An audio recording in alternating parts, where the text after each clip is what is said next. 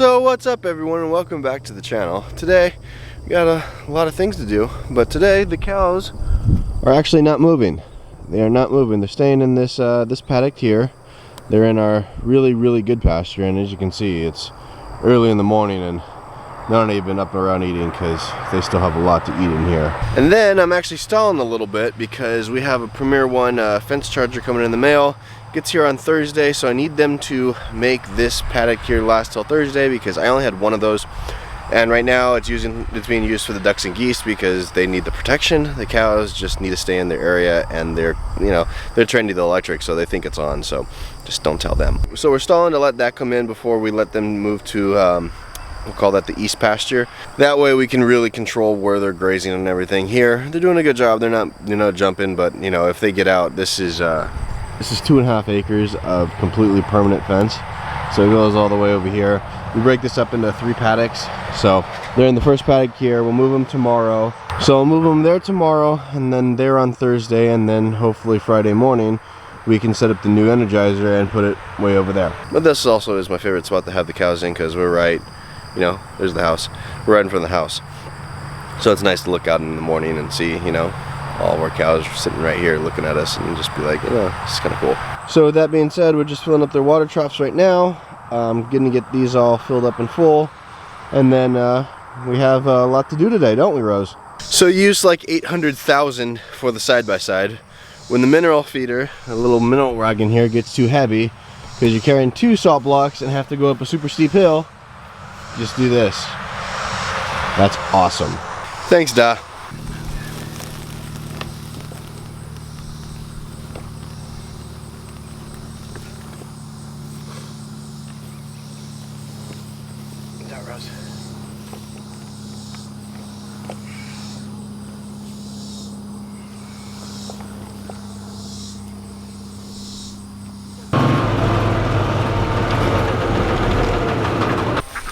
And here's my one fence charger.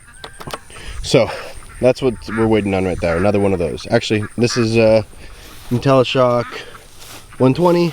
I only got a 60 because the cows only really need a 60. What's up, Duckaroos? What's up, Duckaroos? Fresh water every day, and that's what duck water looks like. It's always disgusting. Huh, you guys can't be clean, huh? It's okay. Check it out though. This is why I like putting a mineral feeder on weeds, because they smash down all that. Probably gonna go like right there, today, and let them smash it down.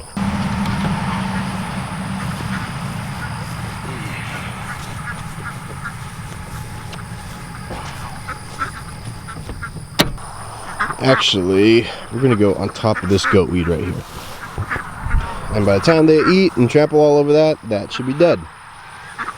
Thank you, duckies. All right, this is the project for the day, and project long in the making, but finally getting rid of the rest of this tree.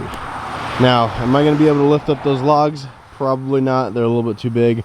But what I can do is finish getting rid of all this brush, all the tree tops, all the branches, because there was a pile, been working on it. It was like up to about there on this side, and a little bit smaller on this side. I got this one almost completely cleared away. I just have a little bit more to go there. But yeah, this has been a project, man. I don't know if I'll ever do this again. This is a lot. But look at the size of that stump. I put I think that's called a cattle guard there, so the cows, they can't get out when they're in this paddock here. I got a lot of the tree done, got a lot of the top cut up, and started going down towards the trunk, and then my little chainsaw just was not gonna cut it. So I called my buddy, who, thank you very much, Doc. He came over with his big old steel chainsaw, and he cut this up for me to where it's more manageable now, and I can put the cattle guard around. It's not a huge trunk sticking all the way to here. So probably gonna burn this if I can lift it. It's probably for another day, but this right here is the main project for the day.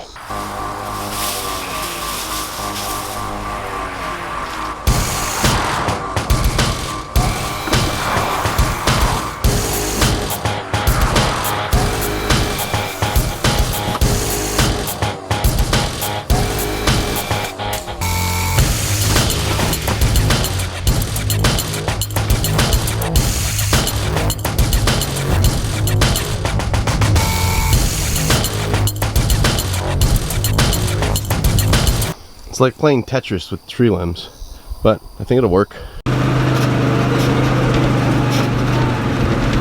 As you can see, I've done this a lot already. Probably done 15, 16 trips. Just stacking it on top of our, this was an old wood burn pile that the previous owners left. So I figured, why not use it? So just gonna keep stacking and hopefully light it on fire sometime soon. I've actually never done that before, so I'm actually kind of nervous. I've never done like a burn pile, so I don't want to like light the whole pasture on fire. I don't think it will because it's so green. So just a little nerve-wracking. I can learn how to do that, but hey, you gotta learn sometime.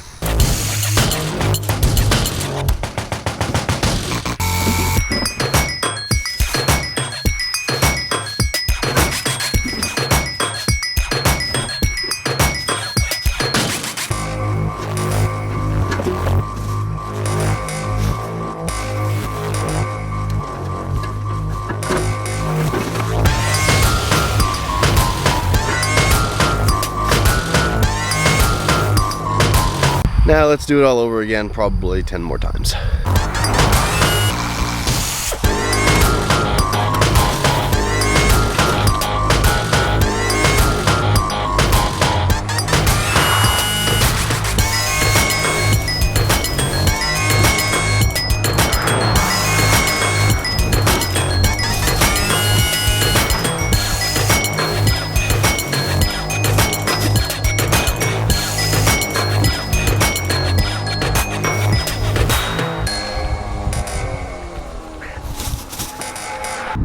Alright, a little bit later in the day, we had to make a few errands to run, but almost done with the tree. Almost done with at least the limbs of the tree. Have a few more loads to go.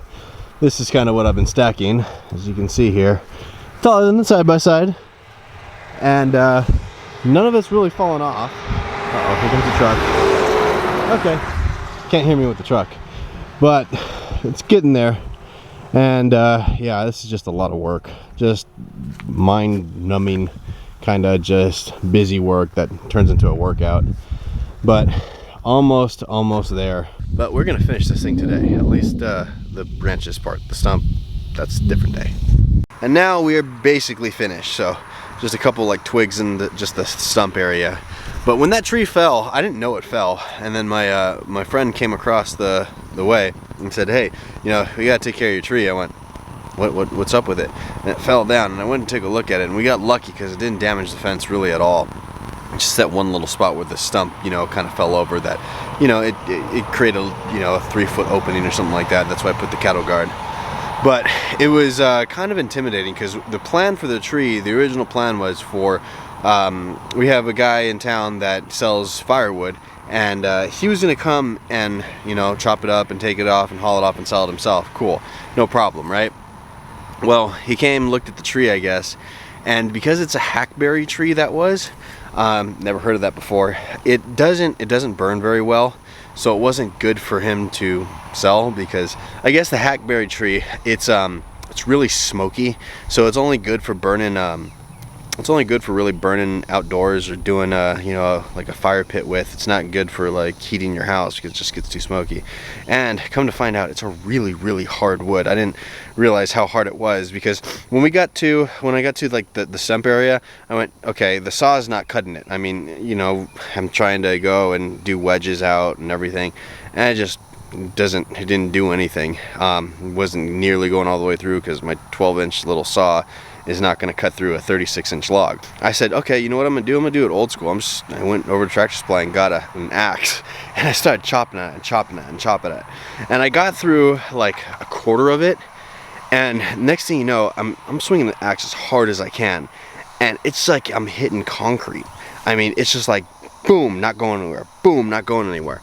But I'm going, what the heck? I look it up, and hackberry is like one of the strongest, hardest woods, so that's why there's no way. And then because the roots were still in the ground, the tree was technically still alive. It didn't like snap in half, so it wasn't gonna dry out or anything to where eventually I could go and chop it up. But so, Doc, thank you very much for coming out and doing that. I owe you big time for that. But other than the stump part, I was pretty proud of myself. I was able to take it down.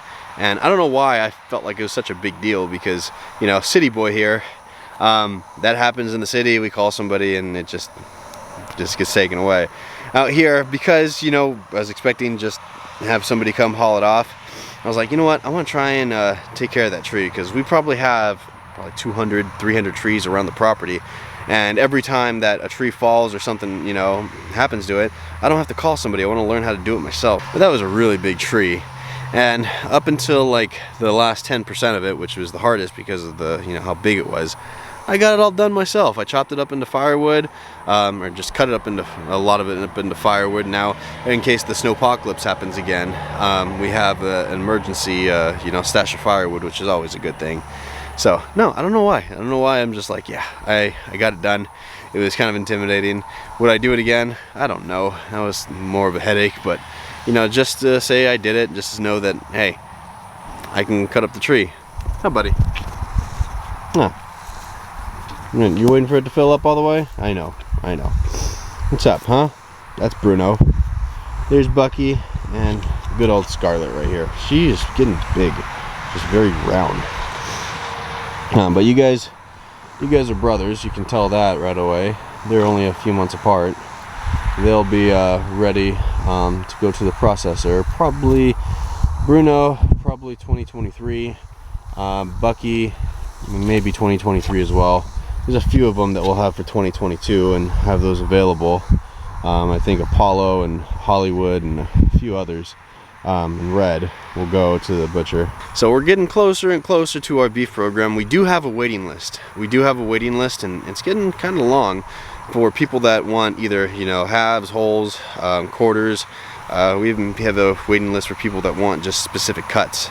So, you know, some of those people are a little bit farther. I think one of them is like New Jersey or something, that we'll be able to ship it to you, because good luck trying to find grass-fed, grass-finished Longhorn in New Jersey. It ain't gonna happen. But besides that, we do have some really big stuff coming up. Don't want to give anything away yet, but it's pretty big, really big. So make sure you're following us to find out what that is. But all these cows, they're doing all good, huh? You a good boy? You're happy. He will just sit here and wait for the, I think his favorite trough is that one. It's funny, they all have their different favorite troughs. Like Yoli, she likes that one. Betty, she likes that one. It's really funny. They'll go, okay, this is my trough, and they'll only drink out of that one. Well, they won't only drink out of it. If the other ones are out, they'll drink out of the other ones. But they just sit here and wait for it to fill up, just like me. Hi, guys. And actually, this one here is for the llamas, because they are still separated. We'll be putting them back together in about a week. But what I'm realizing is farm life is just like anything else. It's chip away, chip away, chip away, chip away. It's not always the biggest, funnest thing, you know. It's not every day that we have a calf born, or it's not every day that we get to do a big move, or we're doing something different. Some days, and the most important days, is just chip away, chip away, chip away. And, you know, unless it's a hackberry tree, and then just go get a big saw, because the axe, you chipping away with the axe is not going to work. It's like hitting cement. But actually, I'm wrong. Every day is doing something a lot of fun. I get to come out here, wake up, walk out the door, and get to come out here and see all these beautiful animals. The ducks, the llamas, obviously the longhorns, everybody else. I mean, how lucky can we get? This is so cool. Get to come out here and make Scarlet happy by moving her to a fresh new paddock. Same thing with Rose there. Tomorrow, we're gonna take down that wire, which somehow they got twisted up. I don't know how that happened. But, and then they're gonna move on to this fresh grass here. And you know what? They're all gonna be really happy. So, do we do the funnest thing every day? In my opinion, yeah. Why? Because this is so much better than having to, you know, have a 9 to 5, go sit in an office all day. I don't know. I've never done that. That's never been for me. I don't know how people do it. It would drive me absolutely insane. But being out here, you know, the biggest stress that I'm gonna have is one of the cows getting out or something like that, and they're so trained now. I can get them back. I can get them back in like that. It's just, you can breathe out here. It's so nice. I don't know. I love being out in the country. Never go back to the city. I can say that for, you know, 100% certainty. I'll never go back. I mean, there's a big difference in like just stress level, because even just sitting in traffic, your stress level's way up. Why? Because you have to drive defensively, because somebody's gonna be stupid and, you know, merge into your lane, cut you off, do something crazy. You know, out here, biggest traffic jam is, you know, a tractor. Okay, and there's like 3 cars behind it. It's so awesome. And we live, you know, 5 minutes from town. I just know that we're very, very lucky, and especially since, you know, 2020, we couldn't have picked a better time to come out here, get out of the, you know, get out and live a better, I don't know, I would say it's a better life. Better life than, okay, we were 15 minutes from the ocean, where I was back in LA County, but it's just not have to worry about really anything. It's just a different whole kind of lifestyle, different whole mindset, and it's awesome. But now I'm rambling, so what we're going to do is we're going to cut it here. So if you want to continue following us, hit that subscribe button down below, ring the notification bell so you get notified when we put up new videos. Hit the like button because it really does help with the YouTube algorithm and kind of boost our videos and the kind of the search bar and whatnot. It makes it easier for people to find. And then drop a comment if you like, alright? Until next time, see ya, bye.